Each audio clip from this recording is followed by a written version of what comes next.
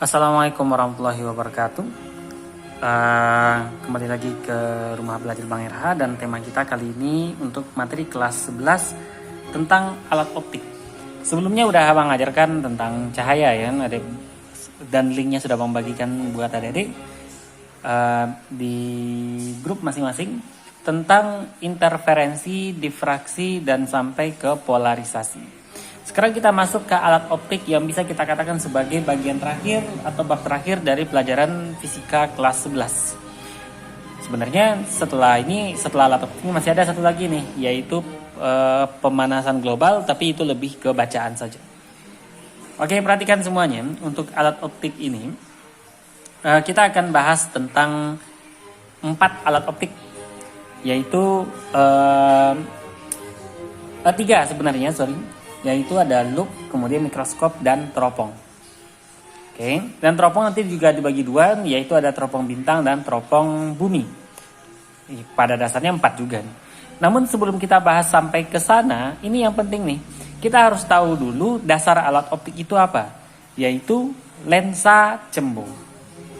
Mari kita bahas tentang lensa cembung dulu. Dan memang kalau ada yang belum paham tentang lensa cembung, itu akan berimbas pada kekurangpahaman pada alat optik yang lain. Oke, perhatikan ini.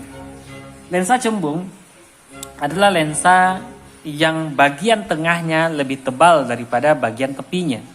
Itu lensa cembung. Hal pertama yang harus kita ingat adalah bagaimana sinar istimewa pada lensa cembung. Karena nanti pembentukan bayangannya bergantung pada itu. 1, kita bikin dulu ya sinar istimewanya. Ini adalah fokus seperti yang dilihat. 2F ini maksudnya adalah dari sini ke sini dengan ini ke sini ini 2 kali lipat dibandingkan ini ke sini. Jadi kalau ini ke sini 5, maka ini ke sini adalah 10. Kalau ini ke fokus 7, maka ini ke sini adalah 2 kalinya, yaitu 14. Oke, itu yang harus kita ketahui dulu. Sinar istimewa itu terbagi ada 3 macam. Yang pertama adalah jika ada sinar datang yang sejajar sumbu utama. Seperti ini kira-kira.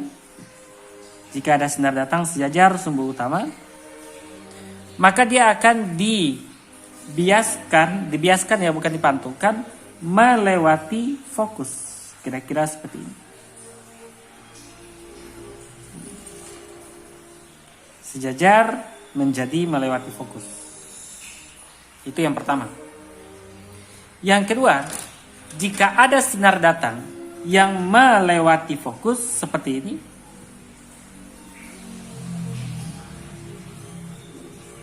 nah ini kan, melewati fokus, maka akan dibiaskan jadinya sejajar. Jadinya akan sejajar. Ini. Oke. Yang ketiga, jika ada sinar datang tepat melewati pusat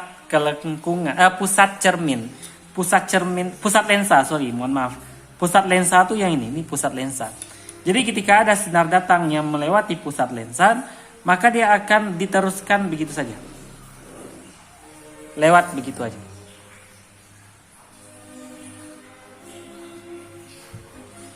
Oke. 3 sinar istimewa pada lensa cembung.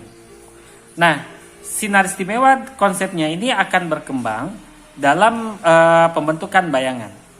Ada 2 tempat pembentukan bayangan yang paling penting. Yang pertama adalah di belakang fokus dan yang kedua adalah di depan fokus. Ya, di belakang fokus boleh di sini sampai ke belakangnya dan di sini. Kalau bendanya pas di fokus gimana, Bang? Kalau bendanya pas di fokus, maka tidak ada bayangan yang terbentuk. Baik, proses pembentukan bayangan menggunakan aturan sinar istimewa. Kita ambil dari gambar pertama ya. Bagaimana caranya? Setidak-tidaknya harus menggunakan 2 sinar istimewa. Tidak boleh 1 saja. Kalau 3 boleh, itu lebih bagus lagi. Tapi kalau kita gambarnya sangat sempurna, baru bisa kita pakai 3. Namun kalau ada yang menggambarnya tidak terlalu sempurna, 2 saja udah cukup. Oke, lihat ya. Ketika ada benda di sini, ambil kepala benda tersebut. Lalu kita bikin sinar istimewanya. Seperti ini kira-kira. Yang pertama, sinar datang sejajar sumbu utama. Yang kemudian dibiaskan melewati fokus. Kira-kira seperti ini. Itu yang pertama. Yang kedua, sinar datang melewati fokus. Kira-kira seperti ini. Nah, ini ya. Sinar datang melewati fokus, lalu dibiaskan sejajar sumbu utama. Kira-kira gambarnya seperti ini. Oke. Titik pertemuan kedua sinar itulah yang akan menjadi lokasi bayangannya.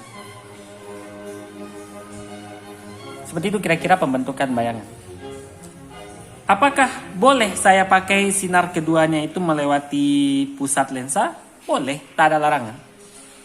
Pokoknya minimal 2 yang dipakai. Oke, itu. Berikutnya, bagaimana kalau gambarnya seperti ini? Yang pertama tetap kita bikin sinar datang sejajar sumbu utama. Kira-kira seperti ini ya. Bendanya kali ini di depan fokus nih. Kita bikin sinar datang sejajar sumbu utama. Lalu nanti akan dibiaskan melewati fokus.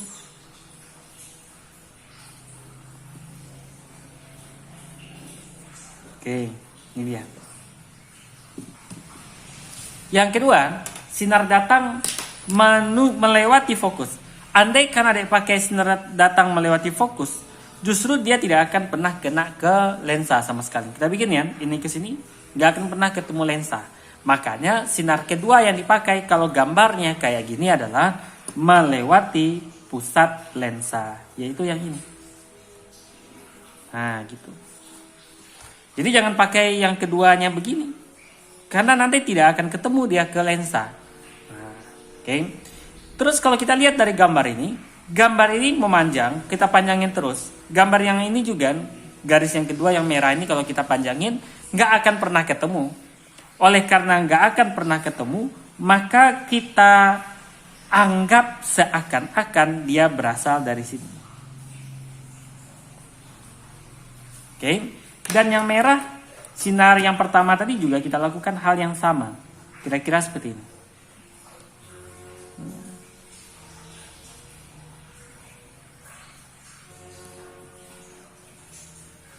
Oke. Disinilah titik temunya yang menunjukkan bahwa inilah letak bayangannya. Jadi beda kan? Letak benda di depan fokus dengan di belakang fokus itu beda hasil bayangannya. Kalau letak benda di depan fokus seperti ini, maka bayangannya justru di belakangnya lagi, di belakang benda. Nah, tapi kalau misalnya bendanya di belakang fokus, maka bayangannya ada di seberangnya, di seberang lensa. Oke, gitu kira-kira. Lalu bagaimana dari segi rumusan? Ini dia.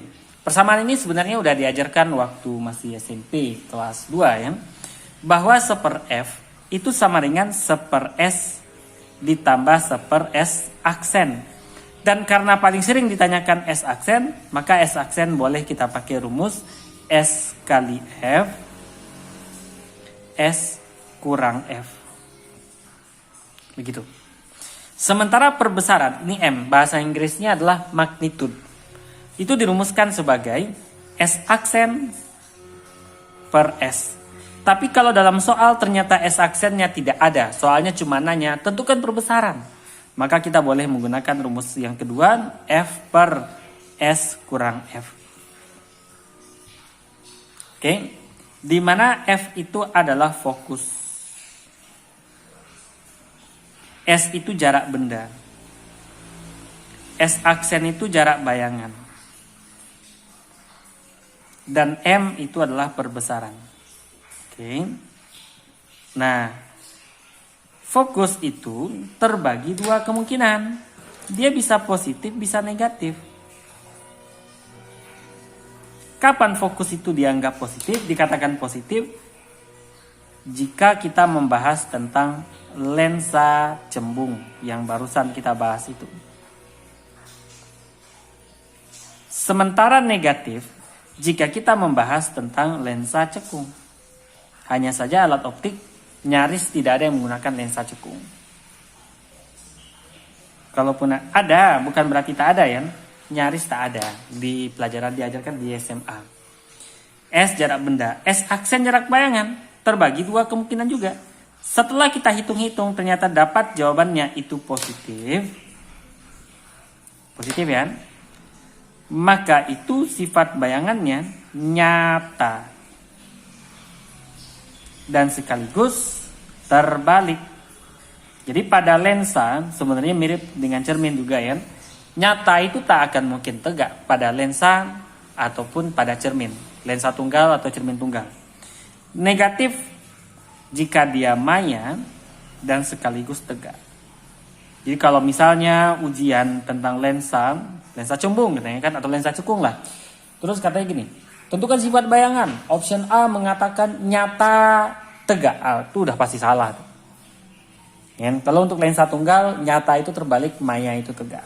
Tapi kalau lensa ganda, lensanya itu ada dua buah seperti mikroskop dan teropong, maka yang nyata malah tegak, yang maya yang terbalik. Oke. Itu konsep yang harus kita pegang. M itu perbesaran. Banyak buku perbesarannya tuh dibikin harga mutlak. Sebenarnya tak boleh sebenarnya. Karena kalau perbesarannya itu 3, itu kan membingungkan. Ini perbesarannya cuma 3. Apakah dia dinyata atau maya? Karena lensa itu bisa saja sifatnya diperbesar tapi terbalik. Kalau terbalik udah pasti nyata ya. Kalau lensa atau diperbesar 3 kali namun tegak. Nah gitu. Jadi perbesaran itu kadang bisa, kalau abang katakan perbesarannya 3 itu rancu. Apakah dia nyata atau maya? Makanya biarkan perbesarannya bernilai negatif. Jadi perbesarannya -3. Artinya dia diperbesar 3 kali tapi sifatnya maya. Perbesarannya 3 berarti dia diperbesar 3 kali sifatnya nyata. Begitu kira-kira. Nah, kita bawa ke soal. Suatu lensa cembung dengan fokus 10 cm, benda diletakkan pada sumbu utama. Tentukan jarak dan sifat bayangan serta perbesaran jika A. jarak bendanya 15 dan B. jarak bendanya 8 cm. Oke, mari kita jawab di sini ya. Kita butuh kertas baru. Yang kita ketahui adalah fokus dulu. 10 cm positif karena dia katakan lensa cembung. Lensa cembung. Nah, fokusnya 10 cm. Yang kedua, baru kita jawab. A. Jarak bendanya, dalam soal kita berapa tadi? Jarak bendanya 15 cm. 15 cm. Kalau jarak benda 15 cm, ini sudah pasti di belakang fokus. Ya, sudah pasti di belakang fokus. Fokusnya 10, jaraknya bendanya 15, pasti di belakang kan? Nah, kalau di belakang tadi sudah kita gambarkan, maka pasti dia terbalik dan nyata. Mari kita buktikan. Kalau nyata nanti S aksen wajib positif. Mari kita buktikan di sini ya. Untuk S aksen itu kita gunakan persamaan S kali F per S kurang F. Maka ini sama dengan S-nya adalah 15 dikali 10 per 15 dikurang 10. Ini 150 nih. Sementara yang ini adalah 5. 150 dibagi 5 adalah 30 cm. Dan ternyata jawabannya positif. Maka dia pasti nyata dan terbalik. Oke, nyata dan terbalik. Kemudian untuk perbesaran M itu pakai S aksen per S. S aksennya adalah 30, S-nya jarak bendanya 15, maka jawabannya 2, positif. Berarti dia diperbesar 2 kali. Diperbesar 2 kali. Ya, ukuran dia nyata, terbalik, dan diperbesar. Bagaimana cara kita tahu diperbesar, diperkecilnya? Kalaulah M-nya itu kurang dari 1, tapi nggak negatif ya. Misalnya setengah, berarti itu diperkecil. Karena maksud setengah itu adalah ukurannya menjadi setengah dari semula. Itu kan artinya diperkecil. Tapi kalau 1,1 aja itu sudah diperbesar. Yang B. Untuk S sama dengan 8 cm, itu yang B tadi katanya, maka S aksen itu sama dengan S kali F, S kurang F. S-nya adalah 8, fokusnya tadi 10, per 8 dikurang 10. Nah ini di sini udah jelas nih, 8 kurang 10 itu negatif.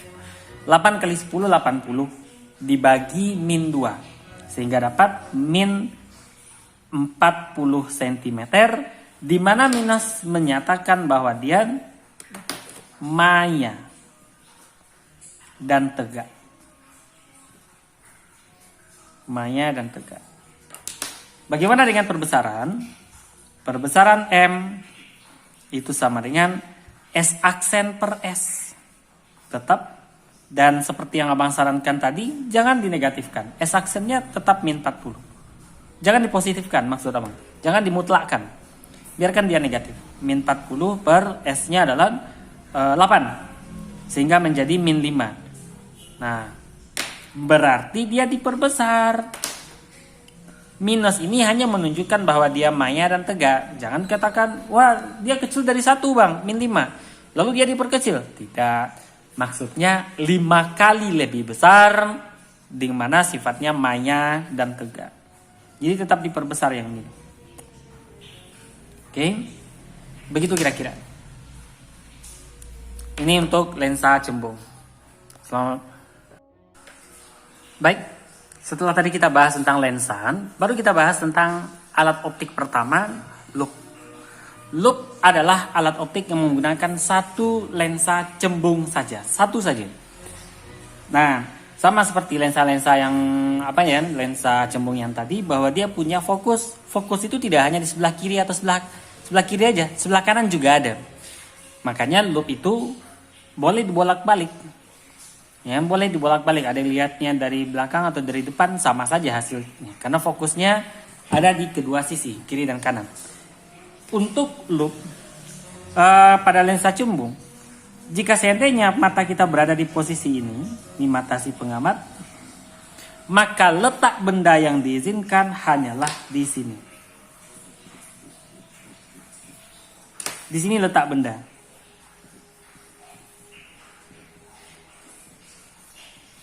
Oke, di sini letak benda berada di antara lensa sampai fokus. Tak boleh di belakang. Karena kalau ke belakang jadinya kebalik, seperti yang tadi sudah kita bahas. Ya, seperti yang tadi sudah kita bahas, bahwa jika benda berada di belakang fokus, bayangannya malah kebalik. Kita akan menggunakan loop kan tujuannya agar bayangannya tidak terlihat terbalik. Oke. Gitu kira-kira. Itu yang pertama, letak benda. Yang kedua, apa makna dari akomodasi? Nah, ada yang sudah diberikan tugas, diberikan bahan ajar, itu banyak yang tidak paham arti akomodasi. Daya akomodasi mata adalah kemampuan mata untuk memfokuskan lensa mata pada satu titik. Kalau di kamera handphone kita menyebutnya sebagai autofocus. Kalau ada yang menggunakan handphone yang ketika jaraknya dekat dengan objek, misalnya ada yang mau memfoto gelas yang dekat. Ketika ada yang pencet di layarnya gelas gitu kan, maka di belakangnya akan jadi buram, di belakang gelas itu akan jadi buram. Ya, tapi gelasnya jadi terlihat lebih jelas. Sementara kalau ada fokuskan ke belakang, maka gelasnya yang terlihat lebih buram. Belakangnya jadi jelas. Nah, itu namanya autofocus pada lensa kamera. Nah, hal itu juga berlaku pada loop. Pada mata, kok pada loop. Hal itu juga terjadi pada loop. Bahwasanya kalau loop itu, pada mata itu, dia bisa memfokuskan pada satu titik. pada saat fokus pada satu titik, maka yang lain itu biasanya jadi buram. Otomatis kalau ada yang ngelihat teman lagi ngomong gitu kan, ada yang ngelihat teman yang ada ajak ngobrol, di belakang teman itu kelihatannya buram. Pada saat ada yang ngelihat yang di belakang, teman ada yang kelihatan buram. Ya. Jadi itu adalah kemampuan untuk memfokuskan lensa mata pada satu titik, itu disebut sebagai daya akomodasi. Yang bekerja nanti otot-otot mata. Akomodasi maksimum artinya otot mata bekerja dengan sangat kuat. Kapan otot mata bekerja dengan sangat kuat? Yaitu ketika harus melihat yang sangat dekat. Ya, kalau ada yang sering main handphone dengan jarak dekat, itu kan lama-lama mata lelah. Lelah itu karena otot mata udah bekerja terlalu maksimum. Oke. Jadi daya akomodasi maksimum artinya kita melihatnya itu tepat di dekat sedekat-dekatnya. Yang paling dekat yang bisa kita lihat. Dengan kata lain, jarak bayangan, ingat yang kita lihat tuh bayangannya, bukan benda. Yang kita lihat tuh bayangan. Oke, pada saat ada menggunakan loop, yang ada lihat itu adalah bayangannya, bukan benda. Jarak bayangan kita sebut S-aksen, itu tepat di titik dekat mata normal, SN, jarak dekat normal. Jarak dekat normal biasanya 25 cm. Terus karena letak benda itu berada di depan fokus, maka sifat bayangannya pasti tegak. Tadi sudah Abang bahas di lensa cembung. Dengan demikian sifat bayangannya maya. Akibatnya S-aksennya negatif. Ini jarak bayangannya bersifat negatif. Itu untuk akomodasi maksimum. Bagaimana proses pembentukan bayangan? Sudah Abang ajarkan tadi. Ya, kita ulang lagi sedikit ya biar lebih jelas. Misalnya ini adalah letak benda yang akan kita lihat di loop. Kemudian untuk ulang lagi ya, sinar datang sejajar sumbu utama, kita bikin seperti ini. Kemudian dibiaskan melewati fokus seperti ini kira-kira. Nah, tuh. Oke. Yang kedua, sinar datang menuju pusat lensa seperti ini kira-kira. Dan sudah kita sepakati tadi bahwa ini nggak akan ketemu nih, garis biru dengan garis merah ini nggak akan ketemu. Jadi kita panjangin ke belakang. Yang merah juga kita panjangin ke belakang. Kira-kira seperti ini. Nanti kalau ada yang menggambarnya usahakan sebagus mungkin. Nah, inilah letak bayangannya nanti. Kelihatan bahwa dia akan tegak, otomatis dia maya dan diperbesar. Harus diperbesar. Loop itu kaca pembesar. Oke.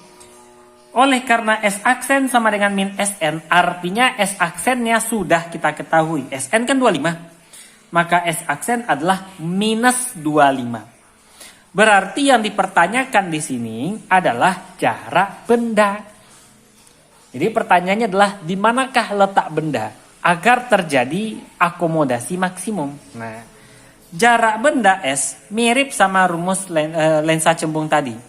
Bahwa S sama dengan S aksen dikali F, S aksen dikurang F. Jangan lupa S aksennya negatif. Ya, jangan lupa S aksennya negatif. Bagaimana dengan perbesaran? Beda dengan yang tadi, perbesaran di sini kita gunakan SN dibagi fokus ditambah 1 untuk akomodasi maksimum. Oke, untuk akomodasi maksimum. Sekarang, untuk mata tidak berakomodasi, atau kita menyebutnya sebagai tanpa akomodasi, akomodasi minimum, itu terjadi jika dalam pengamatan ya, dalam kondisi mata kita, itu seakan-akan ada tidak melihat. Mata ada kebuka, tapi ada nggak ngelihat apapun. Dengan kata lain, ada lagi bengong. Orang yang bengong, meskipun matanya kebuka, dia nggak nampak apapun yang ada di depan matanya. Ya, jadi akomodasi minimum ini meskipun matanya kebuka tapi tak ada yang dia lihat. Dengan kata lain, jarak bayangannya itu seakan-akan tak ada, sehingga kita sebut sebagai tak hingga. Minus bang, minus, tapi itu nggak penting di sini, ya. Minus tak hingga, jauh sekali, atau boleh juga dikatakan nggak ada bayangannya gitu. Bagaimana caranya? Itu terjadi jika benda berada pas di fokus. Loh, apa buktinya? Mari kita lihat. Proses pembentukan bayangannya kita gunakan cara tadi. Yang pertama, sinar datang sejajar sumbu utama.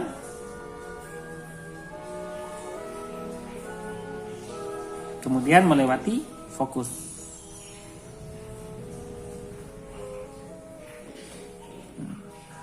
Yang kedua, sinar datang melewati pusat lensa, kira-kira seperti ini. Oke, abang panjangin, biar tadi nanti nggak susah gambarnya. Yang merah juga abang panjangin.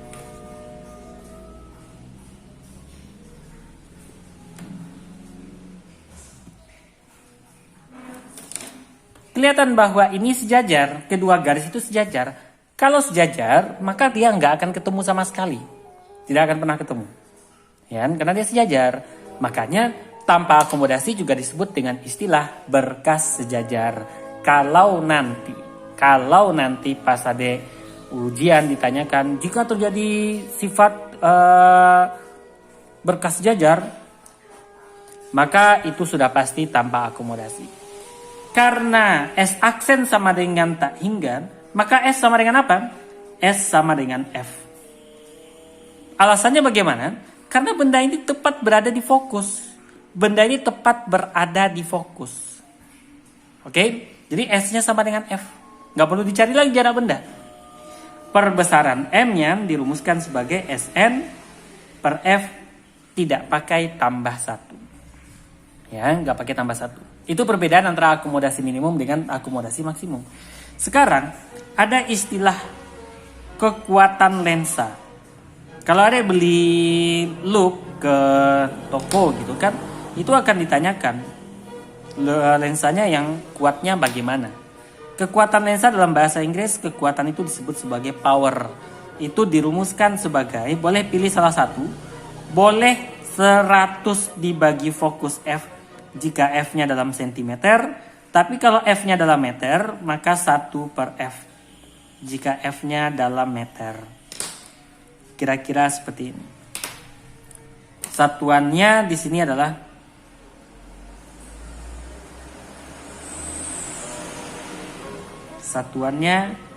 dioptri. Oke? Baik, itu tadi sudah mengajarkan konsepnya. Sekarang kita bawa ke soal. Ini adalah soal tingkat UH, tingkat ujian semester ya. Soal pertama, loop dengan kekuatan 5 dioptri. Jadi kita bikin dulu yang diketahui P-nya sama dengan 5 dioptri, 5D. Digunakan untuk mengamati benda. Jika pengamatan dengan akomodasi maksimum, SN-nya 30. Ada yang nanya, bukannya SN 25 bang? SN itu tidak wajib 25. 25 itu biasanya. SN itu bergantung mata orang beda-beda. Ada yang bahkan 20, ada yang 15. Ya. Kemudian tentukan tentukan perbesaran dan letak benda. Nah, ingat, kalau dia katakan ini adalah pengamatan dengan akomodasi maksimum, maka S aksen harus sama dengan min SN, yaitu min 30 cm. Bagaimana dengan perbesaran? Itu mudah saja. Perbesaran M itu sama dengan Sn per F tambah 1. Namun F-nya tak ada. Maka F boleh dicari dengan rumusan F sama dengan 100 per P untuk cm. Tadi kan abang katakan bahwa P sama dengan 100 per F. Maka F sama dengan 100 per P. Sama dengan 100 dibagi P-nya 5, maka dapat di sini 20 cm. Bawa ke sini. Sama dengan SN-nya 30 dibagi 20 tambah 1. 30 bagi 20 itu 1,5. Ditambah 1 jadinya 2,5. Maka perbesarannya adalah 2,5. Itu caranya. Sementara yang kedua, untuk menentukan di mana letak benda kita sebut S tadi, dirumuskan sebagai S aksen kali F. S aksen kurang F. Sama dengan S aksennya jangan lupa minusnya, min 30. Dikali fokusnya adalah 20 per min 30 dikurang 20. Min 30 kali 20 itu adalah min 600 dibagi min 30 kurang 20 adalah min 50. Jadi 600 bagi 50 dapatnya 12. Benar ya? Iya benar, 12 cm. Gitu deh. Oke, ini untuk soal yang bicara tentang akomodasi maksimum. Sementara soal yang membahas tanpa akomodasi, loop SN-nya 25. Kali ini 25 ya, ingat itu bukan ketetapan. Itu bergantung yang punya soal. Tapi kalau soalnya nggak ngasih tahu, baru kita ambil 25. Digunakan tanpa akomodasi dan menghasilkan perbesaran 5 kali. Maka kita bikin M-nya sama dengan 5 kali. Pertanyaannya adalah berapa kekuatan lensa? Nah, ini mudah saja. Karena kalau dia minta kuat lensa, maka kita cari fokusnya. Mencari fokus, kalau perbesaran dikasih tahu, jangan lupa M sama dengan SN per F. Nah, gitu. M-nya itu 5, sama dengan 5 ya. SN-nya itu 25, kata soalnya dibagi fokus sama dengan 5. Di sini dapatlah fokusnya 5 cm. Dari sini otomatis dapat juga lah untuk kuat lensa. Kekuatan lensa P dirumuskan sebagai 100 dibagi F kalau dia dalam sentimeter. Jadi 100 dibagi 5 dapatnya 20 dioptri. Biasanya dia besar, biasanya. Simple. Dan mudah-mudahan cepat dipahami. Oke, ini pelajaran materi kita untuk hari ini. Insya Allah di pertemuan berikutnya kita akan tuntaskan tentang mikroskop dan teropong. Assalamualaikum warahmatullahi wabarakatuh.